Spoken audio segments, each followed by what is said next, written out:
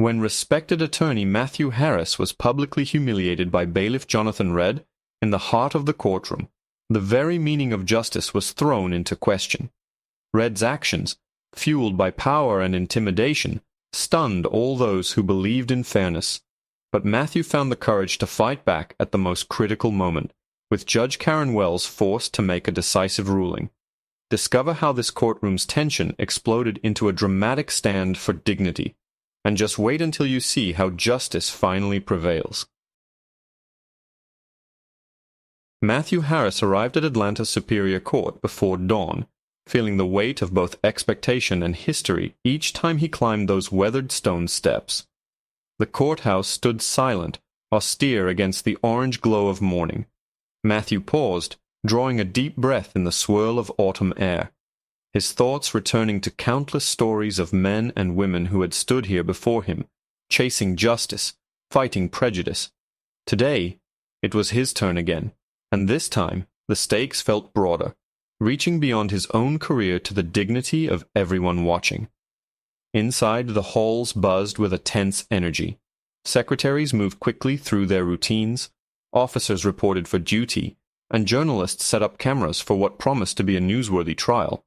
Matthew's client, Elliot Brown, waited quietly in a side room, clutching a wrinkled folder full of hope and worry. Matthew joined him, offering a firm handshake and silent reassurance. He saw in Elliot the vulnerable reflection of so many who believed in the possibility of fairness. Courtroom 4B slowly filled.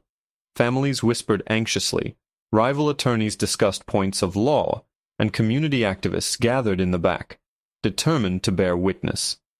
From his vantage at the defense table, Matthew surveyed the room, a sea of faces, some sympathetic, some skeptical, many simply curious, all part of the drama unfolding before them. Jonathan Redd, the court's bailiff, patrolled the aisle with a cool, purposeful gait.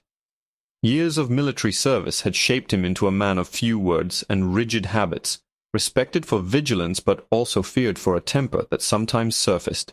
Today, Redd's presence felt even more pronounced, his gaze sweeping each row with clinical precision. There were rumors among courthouse regulars, whispered in break rooms and blurred between cases, of Redd's history of intimidation and a string of minor incidents never quite reaching disciplinary review. Matthew knew all this, had heard the murmurs, and prepared himself mentally for any complication. Judge Karen Wells sat at her bench, the model of composure and authority. She had earned her position by charting difficult waters, but her reputation for stern impartiality came matched with a reluctance to challenge the system she served. Her eyes flickered over the attorneys, the audience, the bailiff, never betraying private thoughts or allegiances. Proceedings began under a heavy silence. Matthew rose, the familiar sequence of motions settling his nerves. The prosecution framed Elliot as little more than a statistic in a broader pattern, while Matthew countered with painstaking evidence, challenging assumptions and prejudices. His words traced lines of fairness and hope, resonating through the grand room, a reminder that the law, at its best, protected the most vulnerable. But tension crackled just beneath the surface. When Matthew approached the prosecution bench to submit crucial documents, Jonathan Redd intercepted him with a sudden, forceful gesture. Redd's arm blocked Matthew's advance, a simple motion, but one heavy with meaning, halting the attorney in a public show of authority. The act was subtle enough to appear procedural, yet loaded with the silent message of exclusion and restraint. A hush fell across the chamber as observers registered what had happened. The sound of papers falling to the floor punctuated the moment. Elliot's composure crumbled. He watched the man defending his future suffer a calculated humiliation, and his own anxiety deepened into real fear. The court audience, once divided in interest, now bore witness to an indisputable act of disrespect. Eyes darted from the bailiff to the judge. Some were horrified, others just curious, but most felt a sudden, prickling unease. Matthew stood frozen for a heartbeat, pain radiating across his chest where Redd's arm had pressed with deliberate force. He realized acutely that this was no ordinary disruption. The message was clear. There were unspoken boundaries, and Matthew had been reminded of them in the most public way. He looked toward Judge Wells, expecting intervention, or at the very least a censure of the inappropriate conduct within her courtroom. Instead, the judge met Matthew's gaze with an impassive stare and said nothing. Her silence reverberated more powerfully than any verdict. The system, carefully built around rules and expectations, could still choose neutrality over justice. Conversations resumed in quiet, uneasy murmurs. Some attendees felt helpless, their outrage muted by formality and fear. Others glanced away, unwilling to confront the implications of what they had just seen. Matthew gathered his scattered papers, straightened his suit, and steadied his breath. Every muscle in his body ached with the raw sting of injustice, but he knew that surrender would only embolden prejudice. His thoughts became sharper, his focus more intent. Standing tall with renewed resolve, he rejoined Elliot at the defense table, determined that neither humiliation nor intimidation would define the day's proceedings. Throughout the next hour, Matthew's every word was imbued with a new intensity. The audience, although silent, watched closely. Some felt inspired by his perseverance, others wondered whether the system would tilt against him yet again. In the eyes of many present, the confrontation was not just about protocol or evidence, but about the larger questions of dignity, equality, and the quiet, would-be erosion of hope. As morning light filtered through the courthouse windows, Matthew Harris resolved that whatever obstacles lay ahead, he would refuse to be driven off course. Today his struggle was more than legal, a test of everything he stood for, right there in the heart of the courthouse, fighting for one voice among hundreds longing for the promise of justice. The echoes of the incident lingered long after the courtroom had returned to its routine. Matthew Harris sat quietly at the defense table, his composure outwardly restored, but beneath the surface an ache pulsed through him, a potent blend of humiliation, disappointment, and a growing sense of isolation. The impact of Jonathan Redd's actions had not only unsettled Matthew, it had also reverberated through every corner of the room, leaving in its wake an unspoken discomfort that refused to fade. Elliot Brown's anxiety deepened. He stole frequent glances at Matthew, searching for reassurance, finding instead the tension etched in his defender's features. Elliot's worry was more than personal. He sensed that the struggle unfolding before him was part of a larger battle, one in which every victory was hard won and every setback carved another scar. For Elliot, Matthew had always represented hope and strength, the possibility of a fair fight in a system often indifferent to circumstance. But now the brief exchange with Redd called that hope into question, forcing Elliot to confront both his fears and his faith in those tasked with serving justice. The audience in the gallery reflected a range of emotions. Some whispered words of support, frustrated that such a public degradation could happen without consequence. Others sat with stoic faces, unwilling to comment, yet unable to shake the sense that something essential had been broken. Community members who had come hoping to witness a straightforward trial now struggled to reconcile their expectations with the uncomfortable reality playing out in front of them. Matthew tried to focus on his strategy. He reviewed his notes, adjusted his line of questioning, and prepared to present critical evidence. Yet with each word spoken, a heavy silence seemed to press around him, a reminder that trust in the process had been shaken. The courtroom, once a place where fairness was supposed to reign, now felt unpredictable and fraught with unseen dangers. Jonathan Redd conducted his duties with renewed vigilance, his demeanor unchanged, as if nothing out of the ordinary had occurred. He moved through the aisles with authority, issuing terse instructions and maintaining the illusion of control. The history behind his reputation became all the more stark. Murmurs from courthouse staff over the years quietly discussed stories of intimidation, and moments when those who dared to complain saw their grievances brushed aside. Redd wasn't simply maintaining order, he was enforcing boundaries defined by his own standards. Judge Karen Wells pressed on with the case, her voice clear and unhurried as she managed the schedule, questioned counsel, and addressed legal minutiae. But there was a shift in the air. Those watching closely noted the subtle ways in which tension colored every interaction. Matthew's appeals for fairness seemed to hang in uncertainty. His efforts met with polite acknowledgement, rather than the robust support justice demanded. For Matthew, every moment became a test of endurance. He kept his posture strong and his tone controlled, refusing to show weakness or allow any further cracks to form. He knew that if he faltered here, it would send a message echoing far beyond this trial, a warning to all who might one day find themselves in vulnerable positions before the law. Elliot's confidence wavered. He remembered the stories his family had shared, accounts of hard-fought battles and bitter lessons learned in pursuit of equal treatment. Now, witnessing his own champion diminished, Elliot felt the sting of reality encroach on his hopes.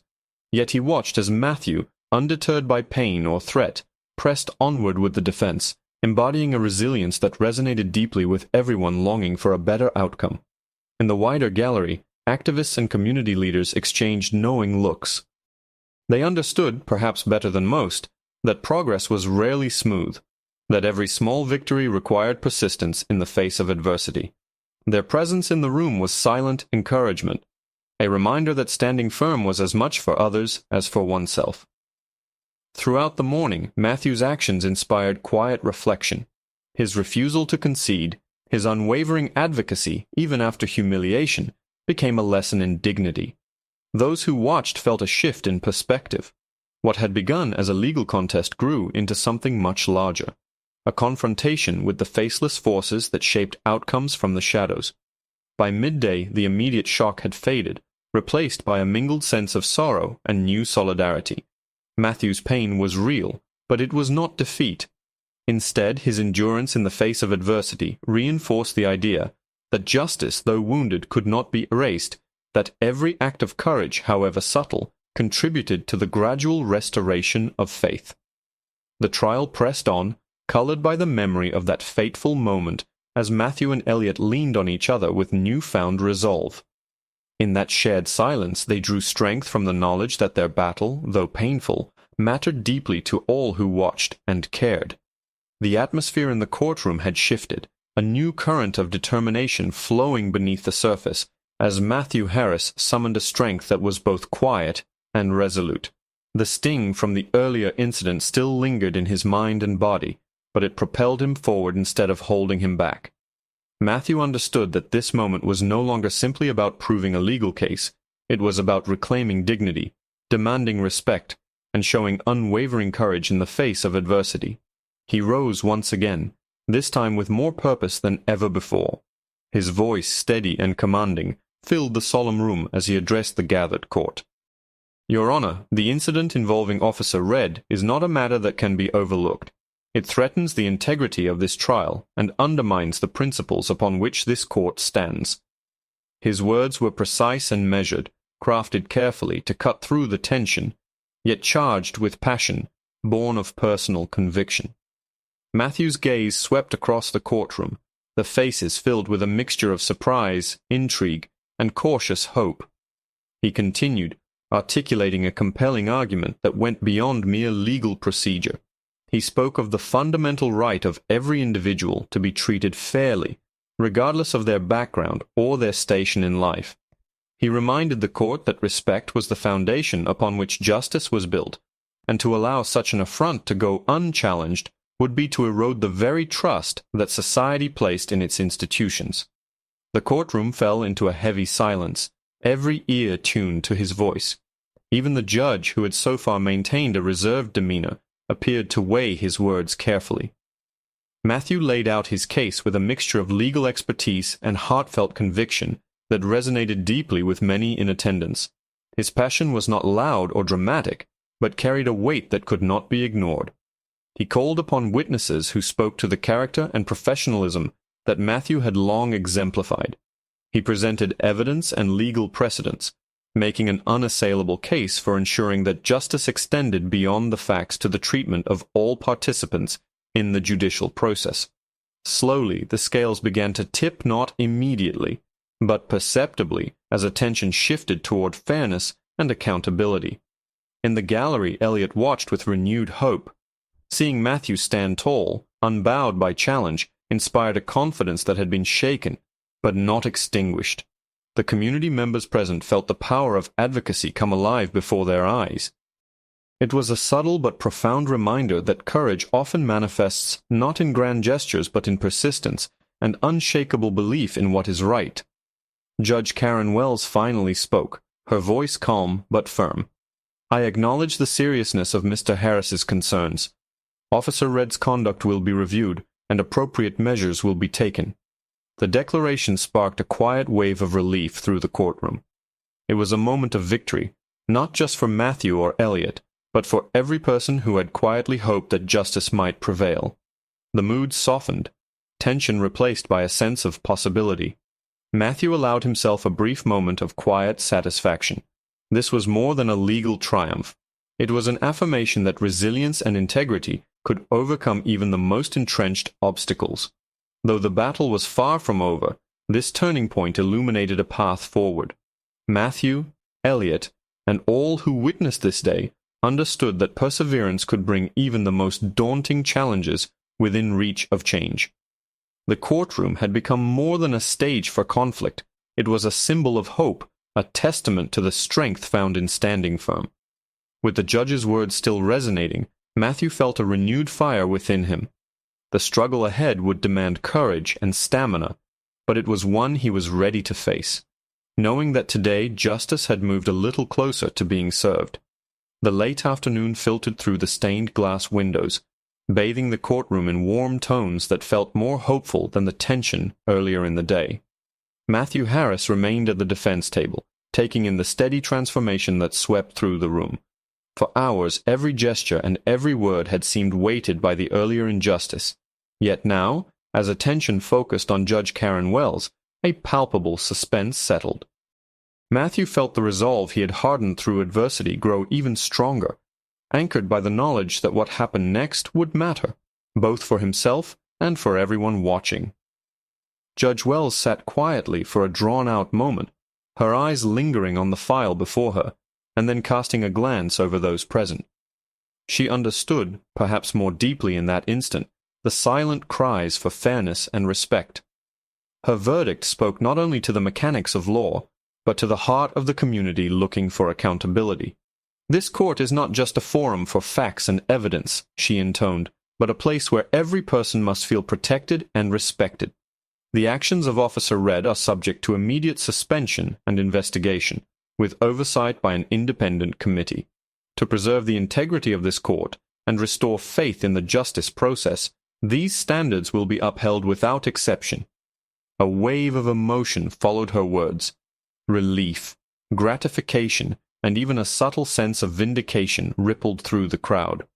Matthew could see activists nodding quietly, neighbors gripping each other's hands, and journalists scribbling the historic moment into their notebooks. It was a subtle triumph, one that defied cynicism and ignited a quiet fire of hope within the hearts of many.